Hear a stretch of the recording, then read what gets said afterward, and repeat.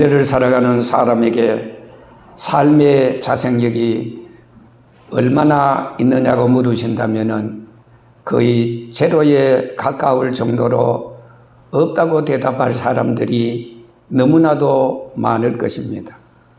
현대인들에게는 그 어느 때보다 경제가 있고 문화가 있고 그리고 과학이 있습니다. 그런데도 불구하고 만족이 없습니다. 막다른 골목가도 같은 안담한 현실을 비관하고 심지어 자살하는 극약 처방으로 모든 것을 한꺼번에 다 잃어버리는 사람들이 의외로 많습니다. 우리나라는 지금 OECD 국가 중 자살률 1위입니다. 세계로 따지자면 180 나라 중에 12번째 정도라고 합니다. 우리나라는 하루에 평균 37명이 자살한다고 합니다. 사람들이 보통 자살하게 되는 동기를 보면 성별과 연령에 따라서 다소 차이는 있으나 한마디로 삶의 의욕이 상실되고 자생력이 완전히 파괴될 때인 것입니다. 하나밖에 없는 목숨인데, 한 번밖에 못 사는 세상인데 자살이라는 극악 처방으로 모든 것을 끝내려고 하지만은 그러나 자살 후의 세계가 더 큰 고통으로 기다리고 있다는 것을 모르고 있으니 참으로 한심하고 안타까운 일이 아닐 수 없습니다. 자살은 무엇으로도 정당화할 수 없습니다. 자살은 못난 자의 무식한 용기입니다. 비겁한 자의 자기 변명에 불과합니다. 자살은 하나님의 창조 원리를 대항하는 거악입니다. 자기 생명을 자기 것으로 아는 교만입니다. 그래서 용서받을 수 없습니다. 사람은 누구나 다 자기 힘과 노력의 한계를 느낄 때가 있지 않습니까? 정신적인 고통과 육체적인 시름에 빠질 때가 많습니다. 이것을 우리는 낙심이라고 합니다. 사도 바울은 로마서 7장 14절에서 25절까지 있는 말씀에 오라 나는 공고한 사람이로다 라고 고백했습니다. 우리 그리스도인들이 율법 아래에 있지 아니하고 예수 그리스도로 말미암은 하나님의 은혜 아래 있다는 것을 강조하면서 그럼에도 불구하고 여전히 죄의 미혹에 빠져서 허죽거리는 그들 모습에 대해서 언급하고 있습니다.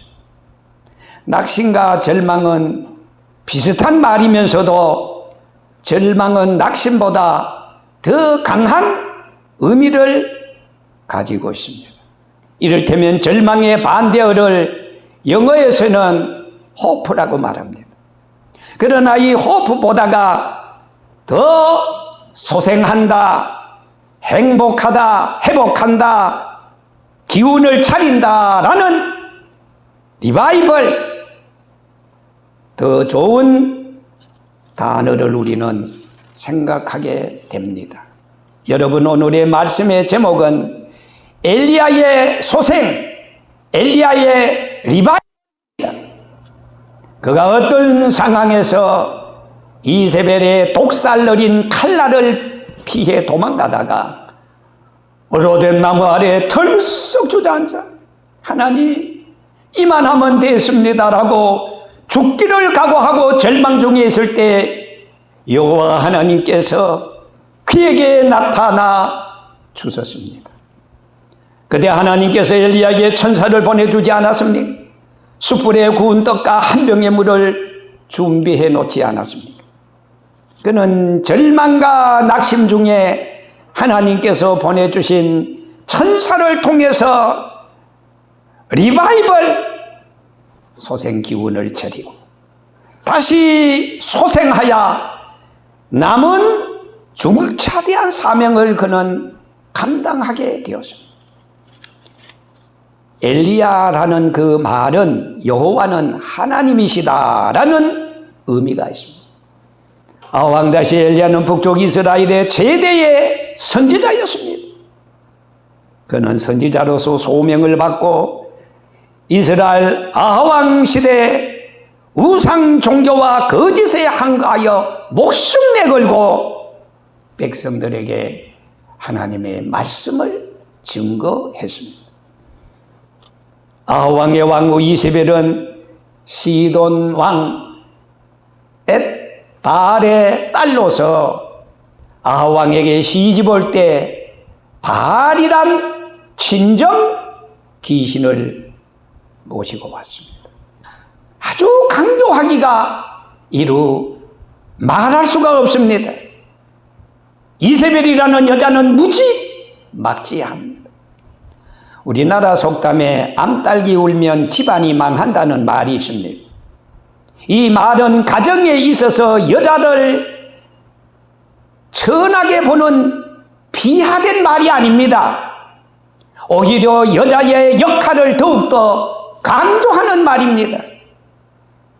이를테면은 집안에 여자가 울면은 가정이 망하지만은 역설적으로 여자가 웃으면은 가정이 빛나고 가정이 흥왕한다는 말이기도 합니다. 그런데 아왕의 궁전에 이처럼 강교한 여자 친정 귀신을 섬기며 사악한 일에 앞뒤 없이 설치는 우는 여자 이세벨이 앉아 있었으니 하나님은 급기야 이스라엘 나라의 자연재해를 통해 하늘의 문을 확 막아버리고 말았습니다. 얼마나? 성경에 보니까 3년 6개월 동안 한 방울의 물도 얻지 못한 이스라엘 나라는 글자 그대로 아비규환입니다. 사람의 생존에 절대적인 것이 바로 물이 아닙니까? 비 오지 않기를 3년하고도 6개월이 되었으니 산천초목은 벌거숭이가 되고 가축은 풀을 얻지 못해 죽어가고 사람은 먹을 것이 없어 입을 헐떡거리면서 죽는 날을 기다리고 있었습니다.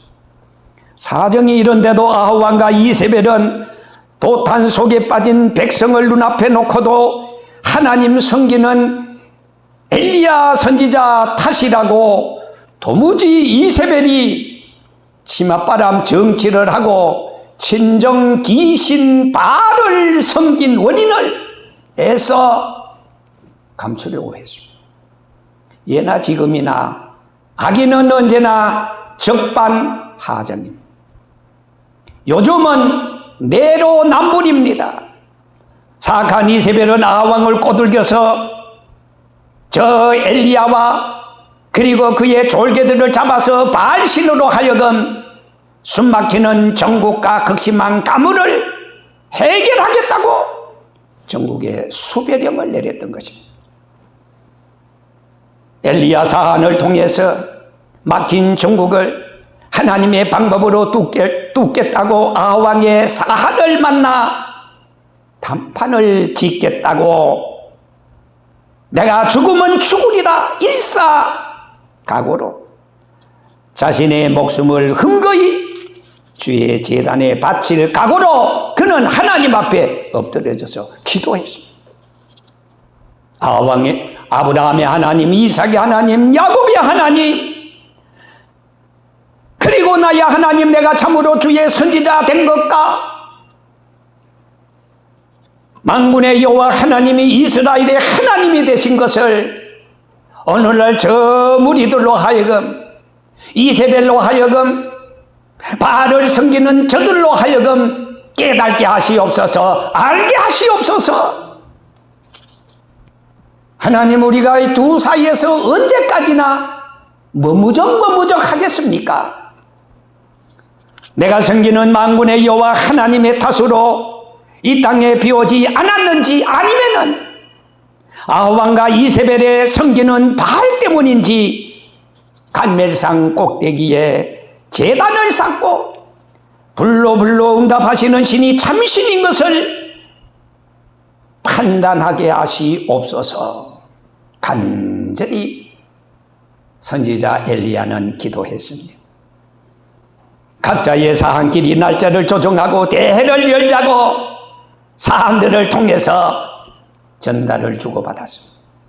그때 아하왕은 사한을 통해 야, 너가 누구냐?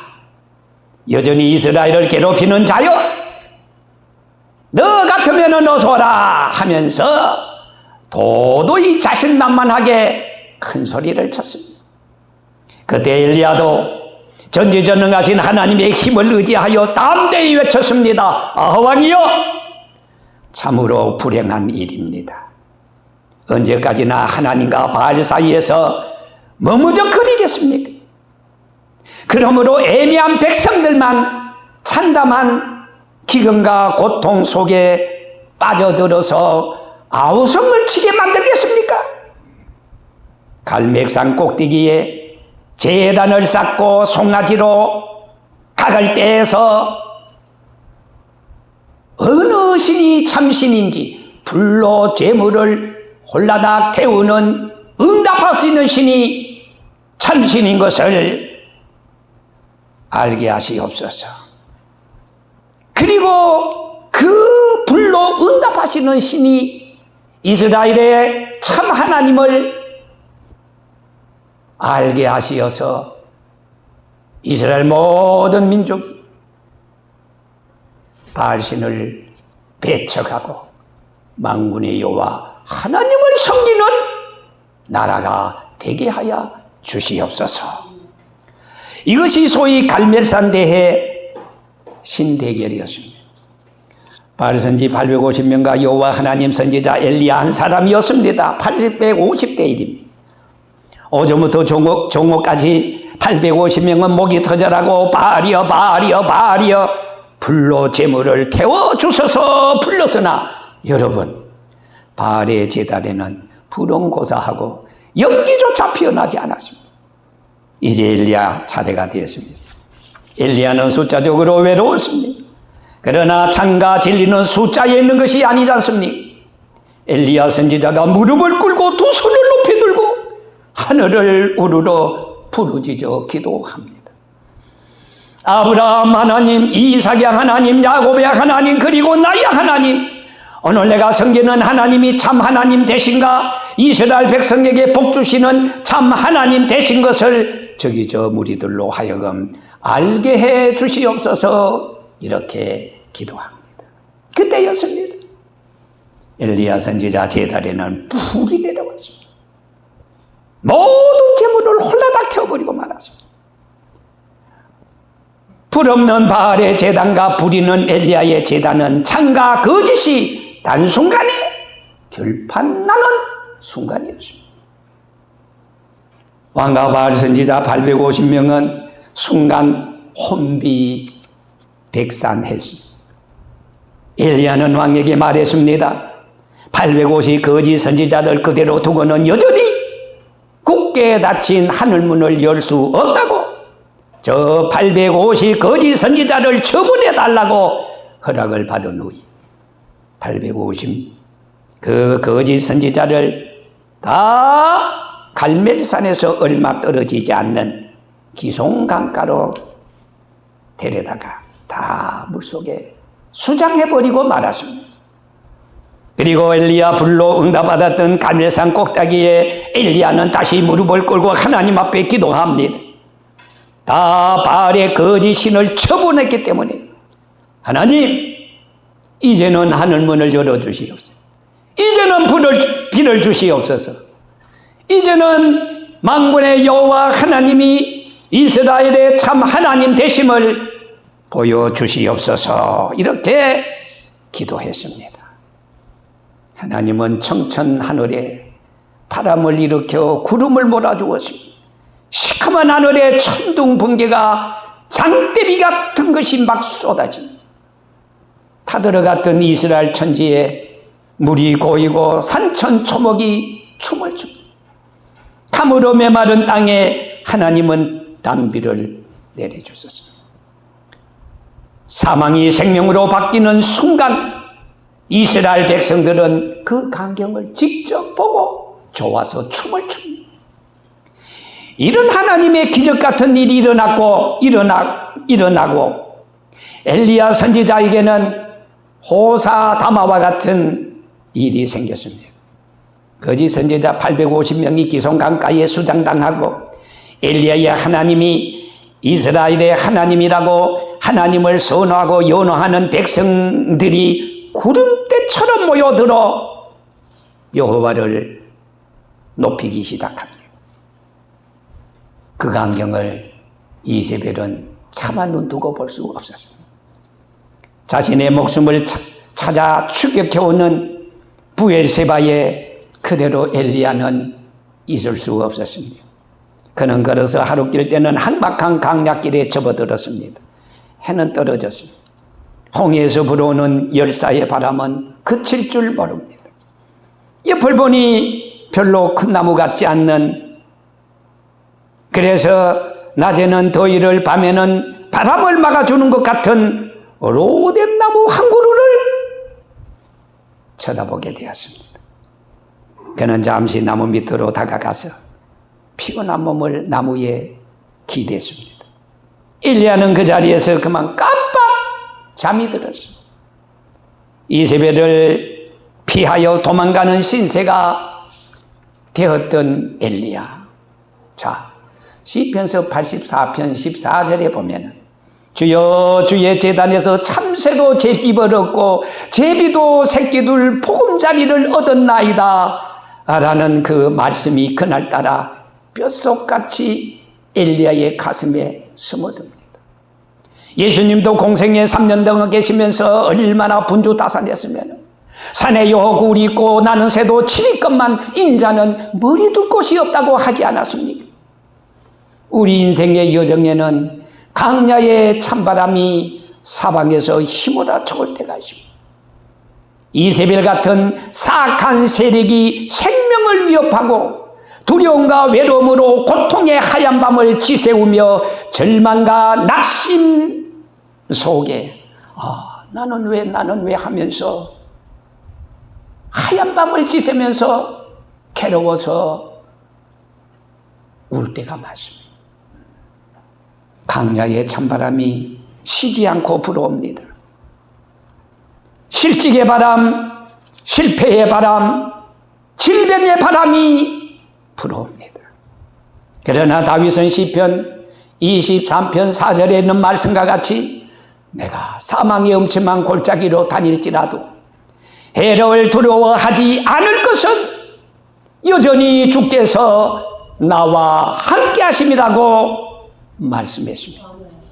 시편서 118편 15절에서 18절까지 있는 말씀을 보면은 사명이 있는 자는, 할 일이 있는 자는 아직은 죽지 않습니다.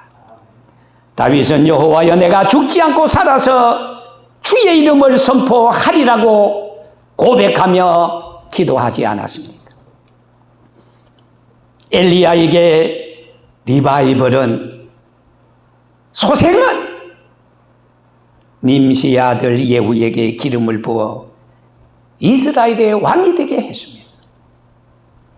엘리야의 리바이벌은 자기 후계자 엘리사를 세웠는데 엘리야가 6가지 기적을 행했다면은 엘리사는 엘리야 자기 스승보다가 더 4배나 됩니다. 16가지 기적을 행했습니다. 그리고 하사엘에게 기름을 부어 아합 왕이 되게 했습니다. 이 3가지 사명. 얼마나 엘리야의 소생, 엘리야의 리바이벌. 지금까지 우리는 하나님의 은혜 가운데 잘 살았습니다. 그런데 아직도 하나님이 우리에게 무엇인가 할 일이 있다고 시간을 허락해 주었습니다. 시간을 연장해 주었습니다. 누구처럼? 엘리야처럼. 엘리야의 소생, 엘리야의 리바이벌, 엘리야가 다시 하나님의 힘을 얻고 마지막 남은 사명 3가지를 행했다는 겁니다. 이제 하나님이 지금까지 살아온 삶도 하나님의 은혜지만 하나님이 남은 인생 5년이 될런지 10년이 될런지 아니 20년 30년 40년이 될런지 누구도 모릅니다. 너는 내 일을 자랑하지 말아라. 하루 동안에 무슨 일이 일어날는지 너희가 알지 못한다고 하지 않았습니다. 그렇습니다.